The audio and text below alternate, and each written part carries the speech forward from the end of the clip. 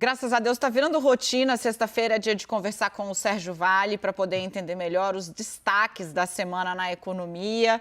Sérgio, muito boa tarde, prazer recebê-lo aqui de novo.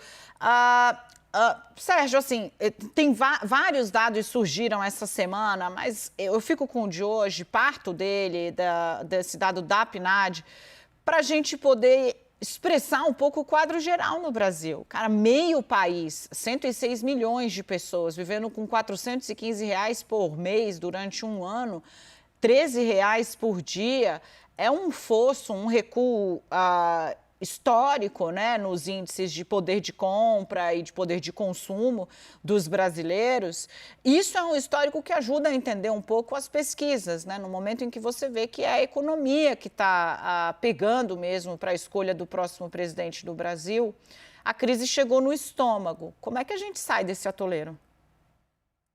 Boa tarde, Dani. Boa tarde a todos que nos assistem. Essa pergunta hoje de R$ 1 milhão, US$ 1 milhão, né, Dani? Como a gente sai dessa crise que não começou agora, né? É uma crise estendida nos últimos anos. A gente está vendo isso acontecer desde 2015 e 2016, quando a gente começou a ter uma recessão muito profunda. A economia brasileira não conseguiu se descolar daquele período recessivo, começou a crescer muito pouco, passou pela pandemia e agora um processo inflacionário muito grave que responde muito por essa queda de renda real que a gente está vendo acontecer agora. Se a gente junta com os dados do passado, Dani, na verdade, a gente está voltando para 2011. A situação é um pouco mais grave até do que o IBGE está mostrando agora.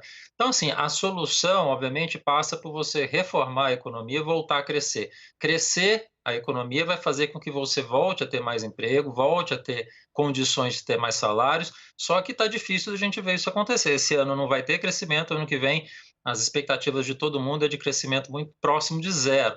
Então tem um cenário difícil à frente e, como você bem falou, muito provavelmente vai afetar de forma muito importante o cenário eleitoral esse ano. O presidente está caminhando para ter uma derrota, olhando esses dados econômicos, que não vão melhorar rapidamente nos próximos meses, e a tendência, de fato, é a gente ir para um cenário bastante delicado. Ô, Sérgio, esse é o ponto que eu quero pegar com você. Você fala, é difícil dizer que vão melhorar nos próximos meses no curto prazo. O governo está lançando mão de algumas medidas. Tem um pacotaço aí, uma PEC, um outro projeto para tentar travar o preço dos combustíveis.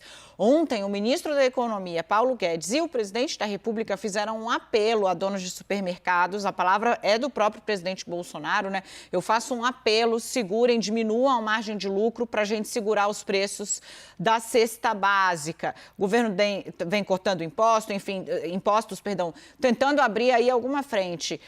Isso não vai dar um alívio no curto prazo? Por exemplo, essa mega mudança, essa mega tentativa de tentar travar o preço do combustível, isso não produz um efeito tão relevante agora estamos em meados de junho, né? Julho, agosto é o início da campanha oficialmente.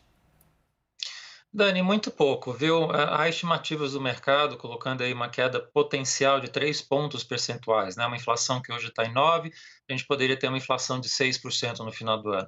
Mas para chegar a essa inflação, um monte de coisa tem que acontecer. Você tem que aprovar todas as medidas que estão sendo colocadas pelo governo agora, a PL 18, a PEC de combustíveis que está saindo agora. Toda essa queda de imposto tem que ser repassada integralmente para o consumidor no final, e você não pode ter nenhum impacto adicional dessa piora fiscal que está sendo contratada agora em taxa de câmbio, por exemplo, que é o nosso grande receio. Você está piorando tanto o cenário fiscal dessa forma, que você tem um risco muito grande da taxa de câmbio subir e você causar mais piora de combustível lá na frente.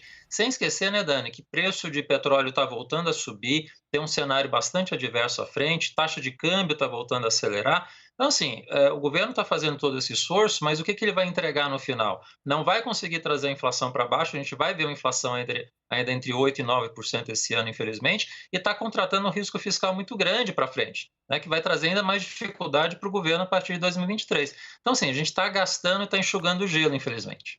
Ô, Sérgio, só para ilustrar para quem está em casa o que o Sérgio está te falando, quando ele fala o câmbio, é o dólar, né? O dólar está subindo pressionado por uma série de efeitos, coisas que não tem, infelizmente, nada a ver com a nossa vida, porque se tivesse, a gente podia até tentar controlar. Mas saiu o dado de inflação dos Estados Unidos. Lá também a inflação está bombando, 8 ponto alguma coisa por cento, péssima notícia para Biden. Aí o mercado inteiro reage. O dólar voltou para o patamar de R$ 5 hoje.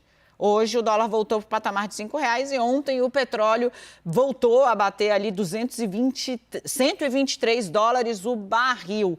Ou seja, a pressão que vem de fora não está ajudando o governo nesse momento. Meu caro, muitíssimo obrigada pela análise, pelas explicações, sempre super claro. É um prazer recebê-lo aqui. Sérgio, até sexta que vem. Até a sexta que vem, Dani. Foi um prazer. Até a próxima.